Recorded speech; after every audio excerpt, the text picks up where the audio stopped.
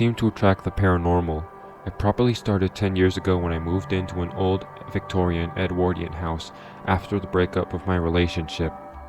This house was beautiful, high ceilings, big windows, and original fireplaces.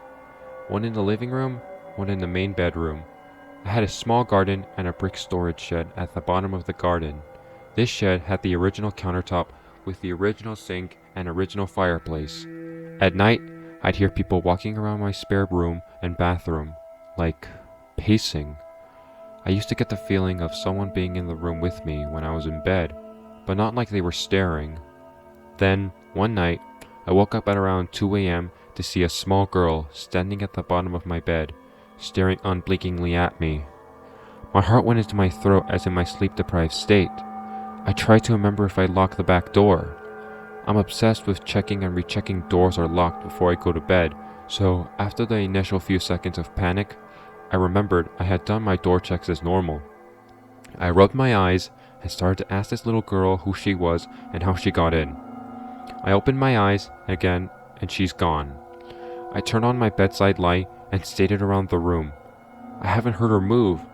There was nowhere in my room to hide except under my bed, and when I checked that, she wasn't there. Cue 18 months of light flickering, cold spots, and electricity stopping working for a while. I had to leave the house because the landlord decided she wanted her daughter to live there after she'd split up with her boyfriend. Since then, I've lived mostly in modern houses and flats, but I could still feel a presence. 2 years ago, I moved into a flat in the east of England that had once been an old house built around 1860. The house was turned into 5 flats. It's not particularly nice and is so damp and cold in the winter. I've not moved out because I literally cannot afford £1,500 to move. I've learned not long after that I had a ghost resident who was named Frederick. I don't even know why I named him that. It's the first name that popped into my head, and I can feel he is male. Sometimes, I've not mentioned this, but I'm an empath. I mostly feel the spirits or entities and get a real good feel of energy they give off. I'm the same with people too for the most part, but I'm definitely better with spirits. He's been quite playful in the past. He has gently tugged my hair, brushed against me, etc. But when he feels I've not given him enough attention, he turns the hob of my cooker on, which is all the electricity, thank God. I just turned the cooker off and at the wall now. So last night and today, my boyfriend and I had both separate experiences that have left us scratching our heads. I was up late last night when my boyfriend came in from the bedroom looking confused. He said, "I was just talking to you in the bedroom."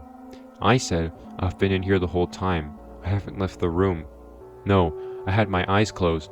I was laying on my back, and you came in and we started talking. Then you told me you wanted one of my kidneys, and I laughed, and to put my arm out to touch you, and you weren't there. Babe, I promise, I've not left the room, and I definitely haven't been in the bedroom yet."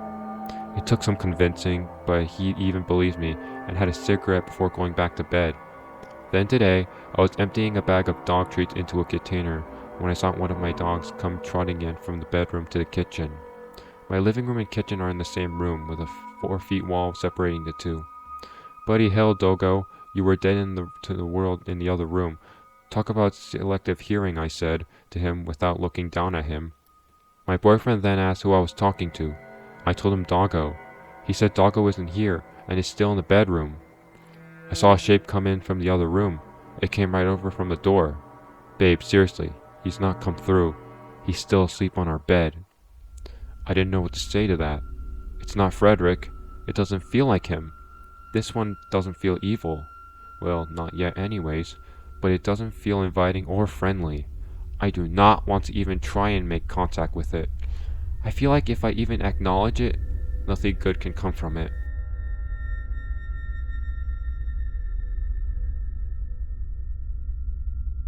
One night as I was leaving work after closing the store, I had to run back inside for something I had forgotten. I told my coworker to go ahead and leave. I would be right behind them.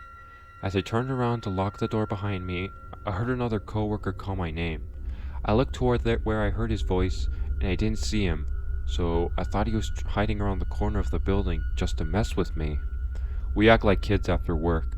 It gets really stressful sometimes, and you just need a way to relax. I called his name and he didn't answer, so sure he was trying to fuck with me. I walked around the corner laughing, but he wasn't around the corner of the building, nor was he around the other 3 corners.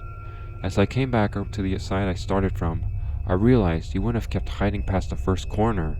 Okay, maybe the second. We were pretty silly sometimes, but he wouldn't have had me go all the way around the building and still not show himself. In fact, there was no one around at all. No customers, no other coworkers, nobody. There aren't even any places to hide on the back side where I heard the voice, not even beyond the parking lot. It's an empty yard that ends at a stone wall, and even on the top of the wall, which is only about 6 and 7 feet high, there still isn't anywhere to hide. The parking lot lights reach all the way out there, and there's nothing to get behind. So what was going on? I know I heard the voice that called my name. That's a definite. I would have sworn it was his voice, but it obviously wasn't because he wasn't there. I even asked him the next day if he was screwing with me, and he genuinely looked confused and asked what I meant, so I'm convinced it wasn't him. A different coworker had a very similar experience a week or so later. They told me about it the next day, and up until then, I haven't mentioned my experience to anyone, not even my wife, because I was still trying to think of the possibilities and process how I felt about it. When they told me a story that was basically identical to mine, I was shocked. I don't think they are lying. There's nothing for them to gain by doing so, and they aren't the kind of person to make it up for attention. As far as that goes, I'm the only person they've told about it. I'm genuinely confused and concerned about what I heard that night, and what my coworker heard a week later.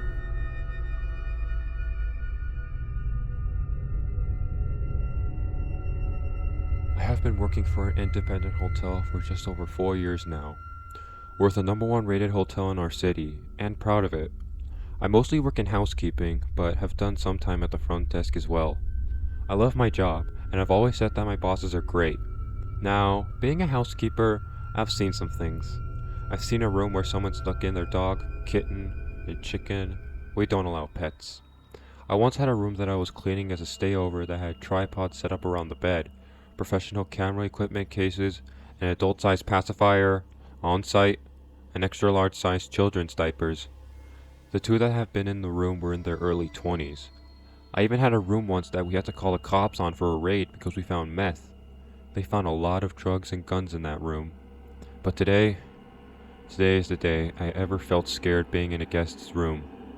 As I'm working on a room that's already been vacated, a man in the next room over catches me at my supply cart. He's said to be staying for several days, and tells me, "You can go ahead and clean my room now. I'm going down for breakfast." Excellent. I love getting my stayovers done early on. It makes things easier for the people working the laundry the sooner we get the dirty laundry down to them. So I pop over into his room, opening it up and propping the door open with a stopper, like we always do. The first thing I noticed is that he has around 20 prescription bottles lined up on one of the 2 beds, along with insulin and needles. I'm nosy, I'll admit it, and I wanted to see what he was on. Oddly, it was only 2 different types of medication for all 20 bottles. About 2/3 were a diabetes medication, and the rest were a cholesterol medication. That's a little weird that he has so many bottles of the same meds, but whatever. I go to make the bed and see that some of the bedding has been stained, and I sighed, knowing I'll have to change all the beddings now instead of just being able to turn down the sheets and blankets. So I leave the room, closing it behind me to go get the linens I need, and then head right back to the room. I prop the door open again and head to set the clean linens on the desk chair when I see, out of the corner of my eye, 2 notes sitting on the TV armory. It wouldn't mean anything except I caught the word "kill" scrawled on it. I dropped my linens and took a closer look. What I read on the first note made my blood run cold. "You don't have to forgive her. You just can't kill her. You're here to make money and take alcohol away from you. Get over having to kill her and you can safely leave." My heart was pounding. My eyes went to the second note, which had looked just like a to-do list at first glance, but in the end made my stomach churn. Spray and wash. Apply for medication. Insubordination. The soul is healed by being with children. Bank card follow-up. Inheritance. Savings. Kawaii Pop 10,500. Matt Montana. There will be a day of reckoning. Did you tell Mom what I said? How did Bev get my address? It was too much. I quickly snapped pictures of them on my phone so I could show my boss why I would not clean his room. I left the room quickly, closing it up behind me.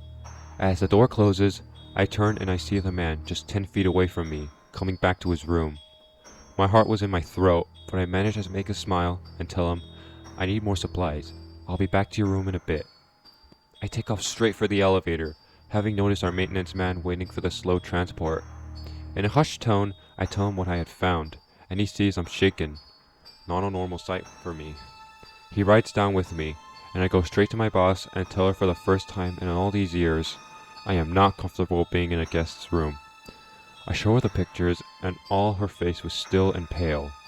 She goes to the front desk and asks for our general manager for a minute of her time, and brings her into the office to show her. She agreed. This was not a safe situation. It took our maintenance man with her to go inform the man he had 1 hour to get all his belongings and leave the hotel, and he was not welcome back. I spent a few minutes in the laundry room trying to calm down. Then, my boss went back up with me to the floor until the man was officially out of the hotel. I don't know who Bev is, I don't know who the woman is that he didn't feel he needed to forgive, but man, at room 422, let's never meet again.